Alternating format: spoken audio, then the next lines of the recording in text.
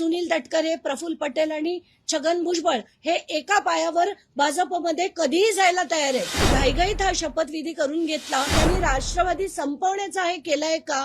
संपली तर आनंदच आहे, पण त्याच्यात ती आता संपवण्याचा घाट घातलाय का असा प्रश्न प्रत्येकाला पडत असेल आणि तो मलाही पडला. मला एकच फक्त गोष्ट मांडायची आहे की याच्यात भाजपनी एका दगडात दोन पक्षी मारले.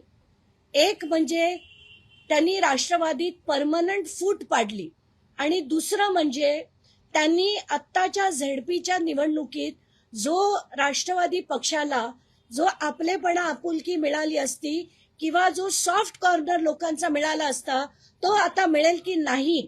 कारण महाराष्ट्रात सगळी लोक प्रचंड प्रमाणात चिडलेली आहेत की यांना इतकी काय घाई झाली होती असं असंख्य लोक म्हणताना दिसत आहेत.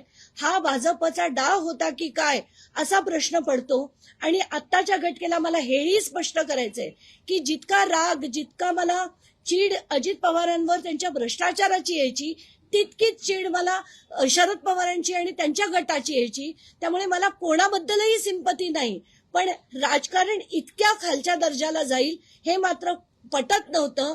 पण आता भाजपने ते सिद्ध करून दाखवलंय की राजकारण आता कुठच्याही पातळीवर जाऊ शकतं. पण आत्ताच्या घटकेला सहानुभूतीची लाट जी राष्ट्रवादीकडे गेली असती ती झेडपी इलेक्शनमध्ये जाऊ नये म्हणून घाईघाईत हा शपथविधी करून घेतला हे याच्यातनं स्पष्ट दिसतंय.